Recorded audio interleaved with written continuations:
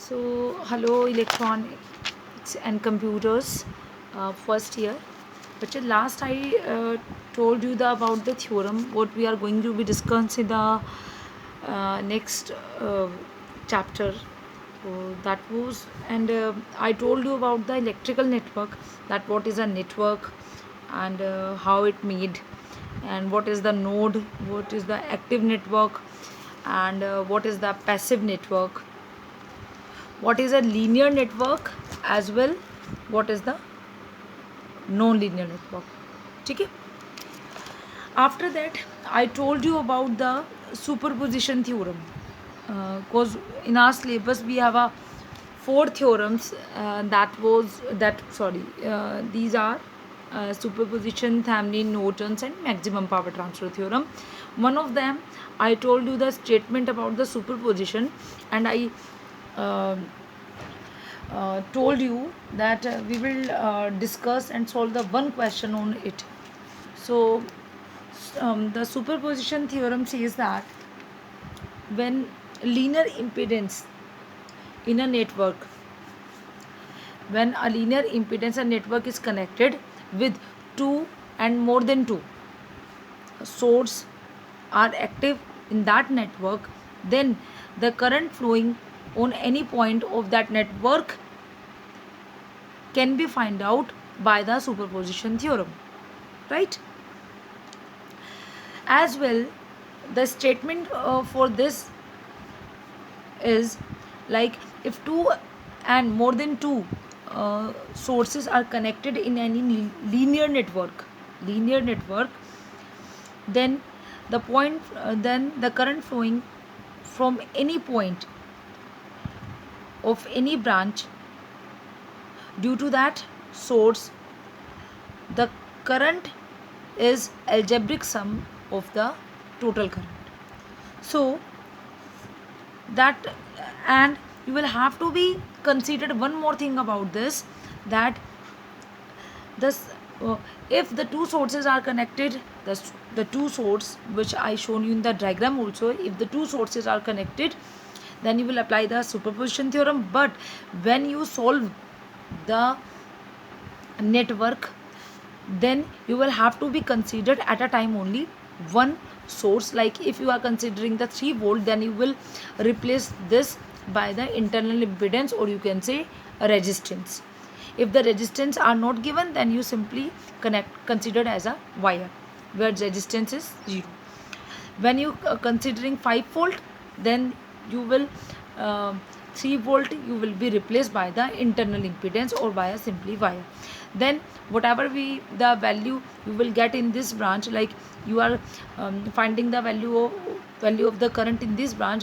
So first you will find out, you will considering 3 volt, and you will uh, replaced by internal impedance to the 5 volt. That means you 5 volt you will be the replaced.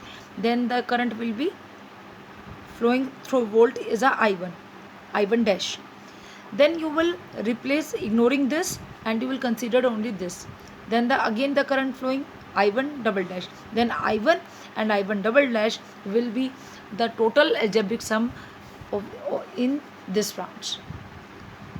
So already I will discuss you in a Hindi, but because of more of the students are some of the students are from the CBSE boards, that's why I am discussing in a English. That is the only reason that I am explaining in this video in the uh, uh, very starting. I am discussing in a English, right? So now it is a different part that you are from the CBSE board or the UP board. When I will solve the question, then you will get it, the very much picture would be clear to all of you. So student, this is your question. अगर आप इसके अंदर देखो बच्चों, देखो मुझे इस circuit में पहले ये आपको सर्किट दिखाई दे रहा है, ठीक है? ये आपका पूरा नेटवर्क है आपका, ठीक है? इसमें एक सोर्स है या एक ईएमएफ है, ठीक है? ये भी एक ईएमएफ, दो ईएमएफ या दो सोर्स, ठीक है?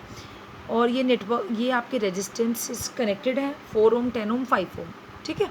तो आपको क्या करना है, you will have to be find out the current in this network. तो पहले मैं करंट देखती हूँ कि इसमें कौन कौन से करंट हो सकते हैं. देखिएगा देखिए एक ब्रांच तो ये हो गई I1, ठीक है। अब ये क्या है आपका, एक नोड है। क्या है, नोड, नोड या जंक्शन, जिसमें करंट क्या होती है, नोड पे डिवाइड हो जाती है, यहाँ पे जाके करंट मिलती है। तो ये करंट I1 है, ये दो पार्ट्स में आके, जैसे कोई रास्ता होता है, कोई रास्ता है, वो रास्ता दो जगहों पे जाके बट जाए, ठीक है। जैसे आपका हसनपुर चुंगी वाला रास्ता है, एक आपका हसनपुर चुंगी की तरफ जा रहा है, एक आपका वापस घंटाघर की तरफ जा रहा है, एक आपका अंदर गांव की तरफ जा रहा है, और एक रास्ता आपका उसकी तरफ जा रहा है, ITC की तरफ। तो चार रास्ते कनेक्ट होते हैं ना आपके, ऐसे ही। तो वहाँ पे चार रास्ते। तो देखिए ये I1 है, यहाँ से ये जो करंट I1 आ रही है, ये करंट दो पार्ट्स में बढ़ जाएगी, एक इस वाली ब्रांच में और एक इस वाली ब्रांच में। तो इस करंट को मैंने मान लिया I2, ठीक है। और इसको मैंने करंट को क्या मान लिया, इसको आप मान लीजिए I3। आप इसको ऐसे भी मान सकते हो, I2 इसमें चली गई, I1 माइनस I2 भी इसको मान सकते हो, ठीक है। अरे मेरी बात समझ।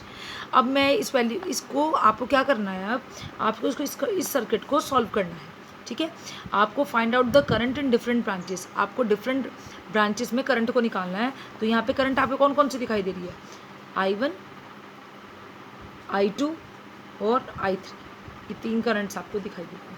आप I3 को चाहो तो ऐसे भी लिख सकते हो, तो I1 में से I2 तो उधर चली गई, अगर आप इसमें से इसको घटा दो तो ये क्या बच जाएगी, तो आप I3 को ये भी कह सकते हो I1 माइनस I2, कह सकते हो ना। ये तो इनकमिंग है, ये दोनों आउटगोइंग है, तो वही वाली बात हो गई। I1 किसके बराबर हो गई, I1 I2 प्लस I3, ऐसा भी कह सकते हो, कुछ भी कह सकते हो, ठीक है। तो अब या तो ये कह दो, या मैंने जो I3 लिखा है, या आप I1 माइनस I2 भी कह सकते हो। समझ आ गई मेरी बात। अब मैं इसको सॉल्व करना शुरू करती हूँ, आप ज़रा सॉल्व करना देखिए। अब मैंने आपको बताया कि जब दो सोर्सेज लगे रहते हैं तो हम क्या करते हैं, पहले एक सोर्स को लेंगे तो दूसरे को भूल जाएंगे, ठीक है। तो इसके लिए मैं सर्किट बना रही हूँ पहले। आप चाहे तो पहले डायग्राम को ड्रॉ कर लीजिए, जिस तरह मैं सॉल्व करती जा रही हूँ, आपको समझते जाइएगा, ठीक है। तो कोशिश यही रहेगी कि आप इसको डायग्राम आपका दिखता रहे, ठीक है। चलिए यहाँ पे दो सर्किट बनेंगे, तो पहला पार्ट जो आपका बनेगा वो ये वाला बनेगा, ज़रा ध्यान से देखिए। पहले मैं क्या करूँगी, एक को रखूँगी, तो मैंने 30 वोल्ट को क्या कर दिया, कंसीडर कर लिया, तो मैं 20 वोल्ट वहाँ पे भूल जाऊँगी। तो यहाँ पे सर्किट कैसा बनेगा आपका, ऐसा।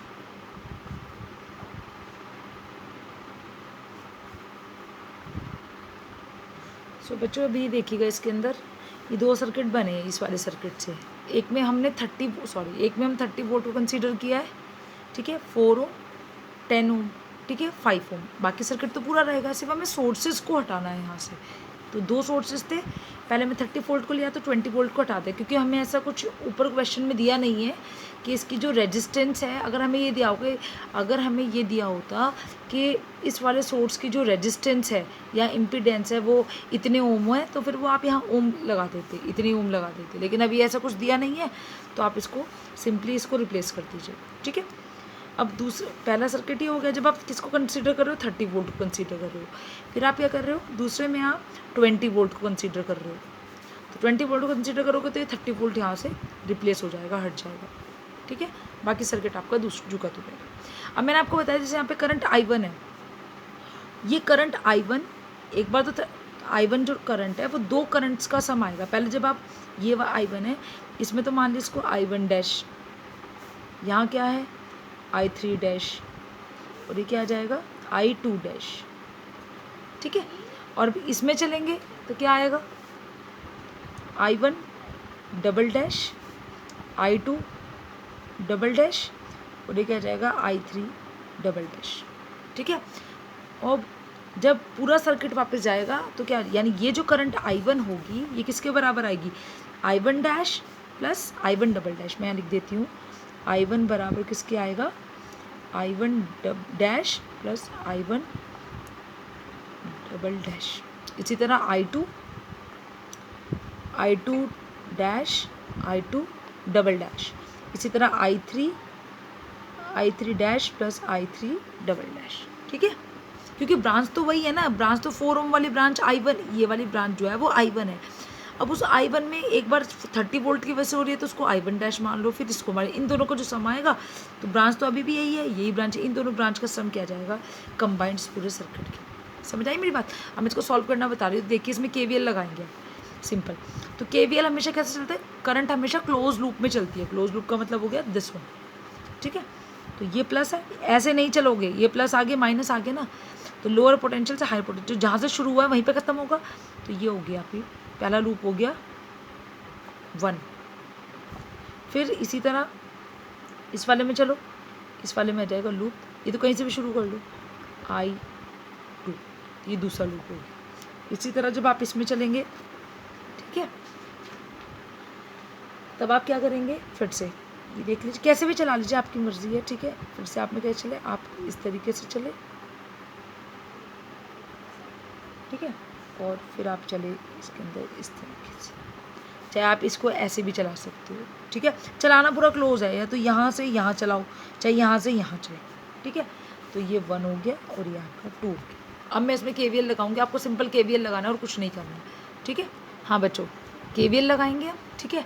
तो KVL जब आप लगा इसी तरह इसमें लगाओगे, इसी तरह KVL अप्लाई करोगे, KVL इन लूप 1, इसी तरह apply KVL in loop 2, apply KVL in loop 2, ठीक है।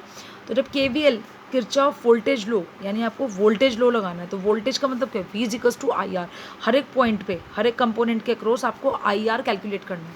तो ये पहले से इसमें लगाइए, पहले 30 वोल्ट, ये तो पहले वोल्ट में है, तो V पहले से ये 30, ठीक है।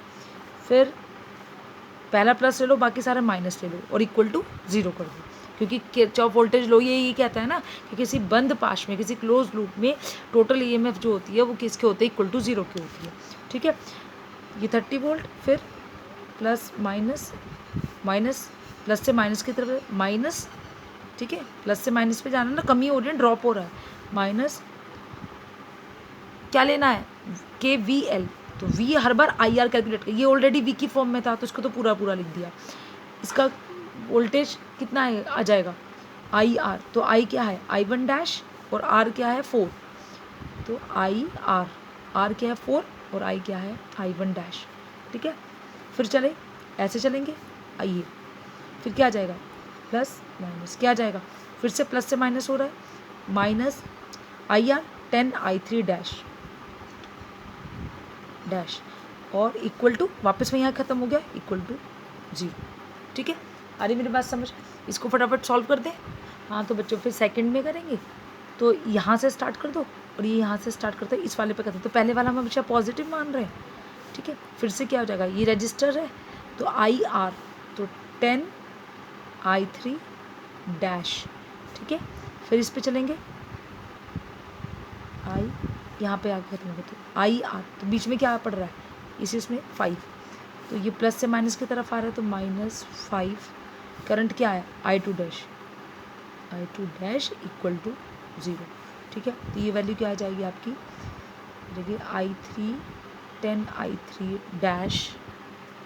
देखिए बच्चों, अब हमने क्या किया है, इसमें जब KVL अप्लाई किया आपने, देखिए फिर आपने KVL अप्लाई किया, इसमें पहले KVL लूप 1 में अप्लाई किया, फिर इसी तरह लूप 2 में अप्लाई किया। लूप 2 में कैसे किया, 10 पहले वाले को पॉजिटिव मान लेंगे, 10 I3, फिर क्या आ रहा है माइनस, प्लस से माइनस पे जा रहा है, -5 I2 डैश इक्वल टू 0, ख़त्म हो गया। फिर आपने क्या किया, इसको सॉल्व कर लिया, ये देखिए ये value I 2 I1 dash plus 5 I3 dash equal to 15, ये I I2 dash equal to 2 I3 dash. अभी मैंने आपको स्टार्ट करते ही बताया था कि ये जो करंट I1 है, incoming is equal to outgoing current के बराबर होती है। तो I1 बराबर किसके हो गया, I2 प्लस I3 की, I1 बराबर I2 प्लस I3 के।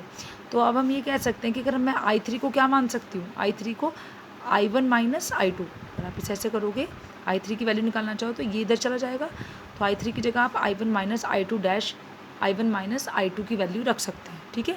ये मुझे अभी आगे यूज़ होगा इसलिए मैं बता रही हूँ, इसे मैंने शुरू में बताया था आपको, ठीक है। अब देखिएगा, जब आपने ये वाली वैल्यू निकल आई आपकी और एक इक्वेशन आपने ये वाली सॉल्व की है, अब ये देखिए ये तो आ रही है 2 I1 dash plus 5 I3 dash equal to 15, और ये क्या आ रही है I2 dash equal to 2 I3। तो मैं यहाँ क्या करूँगी, I3 को रिप्लेस कर दूँगी, ठीक है। इसी तरह मैं इसके अंदर I3 को रिप्लेस कर दूँगी, किससे, I1 माइनस I2 से। तो मैंने I3 की जगह रखा है, I3 की जगह रखा है इसी इक्वेशन में 2 I1 dash plus 5 I1 minus I2 dash equal to 15। जब आप इसको सॉल्व करोगे तो इक्वेशन मिल जाएगी आपको 2I1 plus 5I1 dash minus 5I2 equal to 15। तो ये क्या आ जाएगा 7I1 dash minus 5I2 dash equal to 15।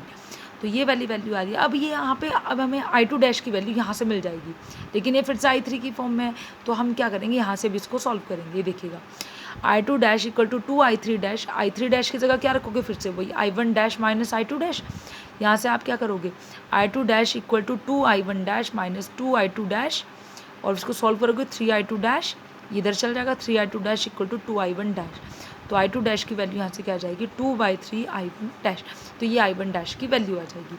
अब आप क्या करेंगे, जो आपने यहाँ पे सॉल्व किया था, यहाँ से I2 डैश की वैल्यू को आप किस में रखोगे, इस वाली इक्वेशन में रखोगे, जो आपने इसको फर्स्ट इक्वेशन को सॉल्व करके यहाँ से लेके आए थे। अब आपने क्या किया, I2 डैश की जगह आपने रखा 2/3 multiply by I1 dash equal to 15। इसको आप सॉल्व करोगे पूरी इक्वेशन I1, तो आपको यहाँ पे I2 की वैल्यू मिली यहाँ I1 की फॉर्म में। फिर आपने यहाँ से I1 की वैल्यू निकाली सॉल्व करके, ठीक है। 1 LCM लोगे 3 डिवाइड 1 करके 3 और 1 का LCM 3, 3 7 जा 21 I1 dash minus 10 I1 dash divide by 3 equal to 15। फिर ये आपका हो जाएगा 21 minus 10 equal to I1 dash equal to 15, और ये 3 जो है क्रॉस मल्टीप्लिकेशन से ये इधर चला जाएगा, और पूरी वैल्यू क्या बच जाएगी I1 dash equal to 15 multiply by 3 divide by 11। इसको सॉल्व करोगे तो वैल्यू आएगी 4.9 एम्पियर।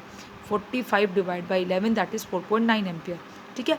अब ये जो I1 डैश की वैल्यू आपकी आई है वो वापस आप कहाँ रखोगे, I1 डैश की जो वैल्यू आई है वो किस में रख दोगे I2 डैश में, ठीक है। इस I2 डैश की वैल्यू निकल जाएगी आपकी यहाँ से। दूसरे पेन से करके दिखा देती हूँ। I2 डैश इक्वल टू क्या था आपका 2/3 I1 डैश, तो आप इसको सॉल्व कर दीजिए 2/3, और I1 की वैल्यू क्या आ जाएगी I1 डैश की 45/11, ठीक है। फिर आपकी जो इक्वेशन ये एक वैल्यू आ जाएगी I2 डैश की वैल्यू 2.7 एम्पियर, ठीक है। अब देखिए मैं अब आपको एक छोटी सी चीज़ बताती हूँ। देखो बच्चों I1 डैश की 4.9 एम्पियर वैल्यू आई है, I2 डैश की 2.7 एम्पियर आई है।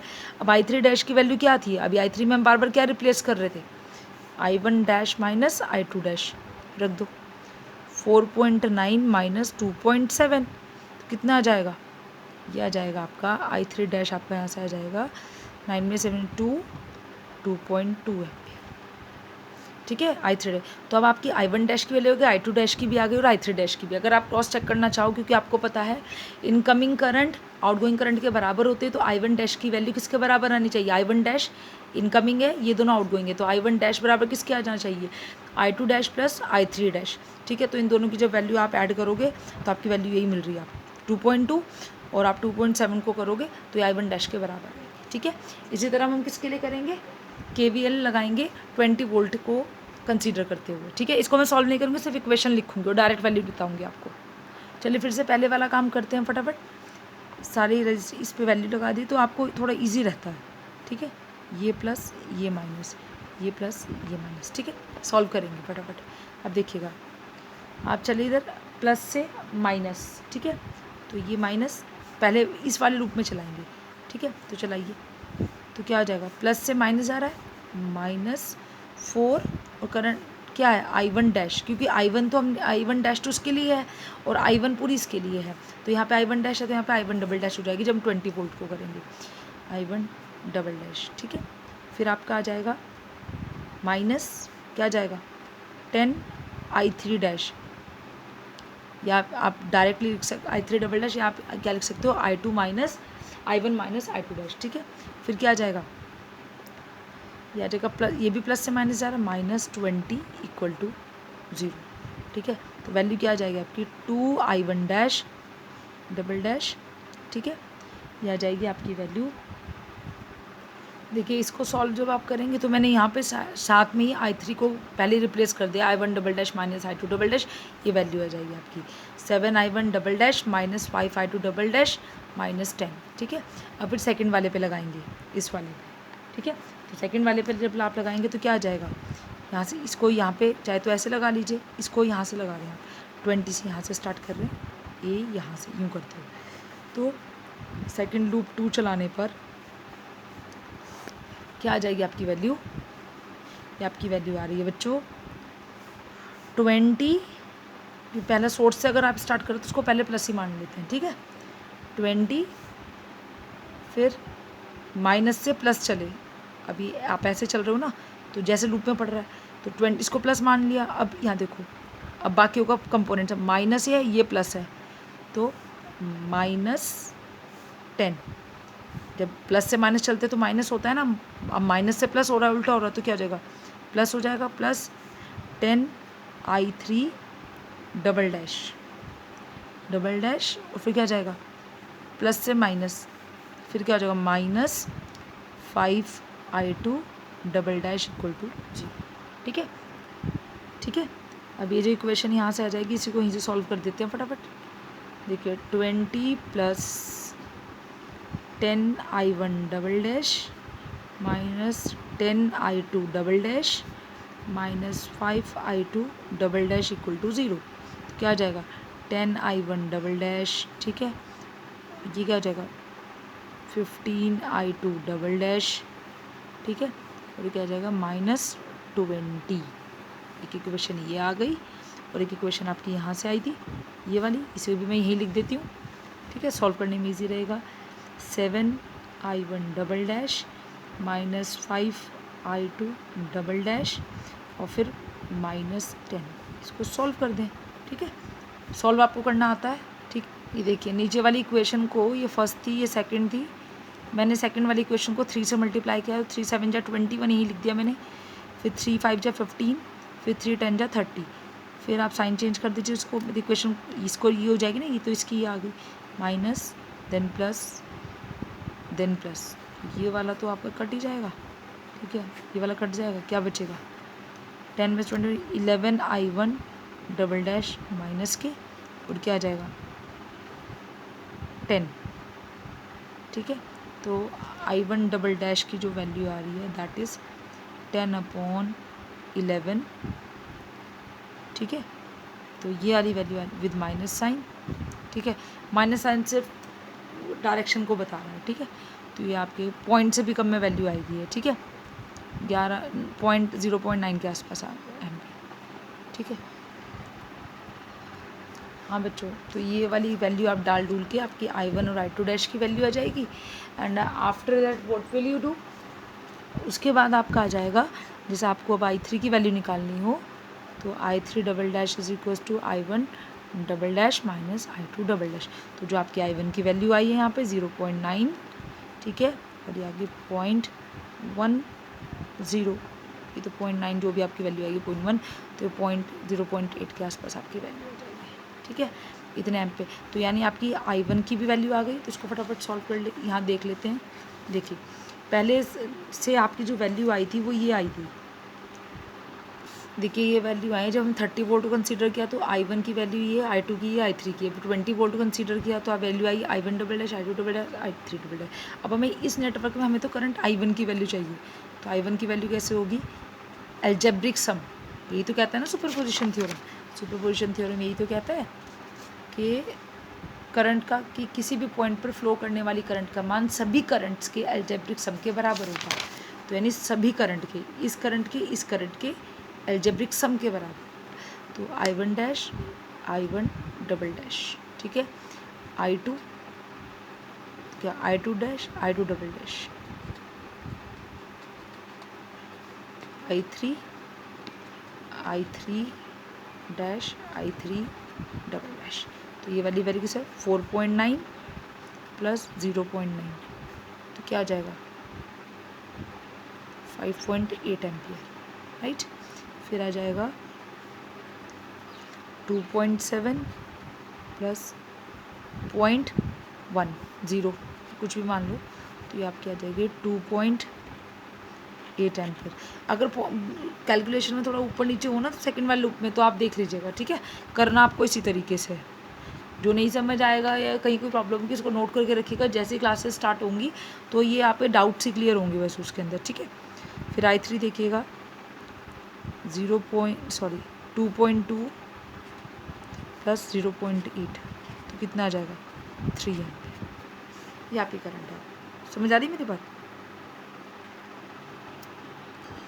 अब अगर आप देखना भी चाहें तो इनकमिंग करंट आपकी, जैसे इनकमिंग करंट आउटगोइंग करंट के बिल्कुल बराबर होगी, क्योंकि I1 बराबर किसके होना चाहिए, I2 + I3 के। तो कैलकुलेशन में यहाँ कोई दिक्कत नहीं हुई है, ठीक है, क्योंकि ये क्रॉस चेक कर लिया मैंने, left hand side right hand side के बराबर आना चाहिए। Incoming is equals to outgoing, तो इनकमिंग कितनी है आपकी 5.8 और आउटगोइंग 2.8 + 3, 8 + 3, तो 3 2 5 कितना रहेगा 5.8। तो लेफ्ट हैंड साइड आपके राइट हैंड साइड के बराबर हो गया। तो ये आपका क्या हो गया, सुपरपोजिशन थ्योरम। तो आपको सारे ऐसे ही सॉल्व करने हैं, ठीक है। आ रही मेरी बात समझ? एक मैं फ़ोटोज़ क्लिक करके भी भेज दूँगी इसकी, ठीक है। थैंक यू वेरी मच बच्चों।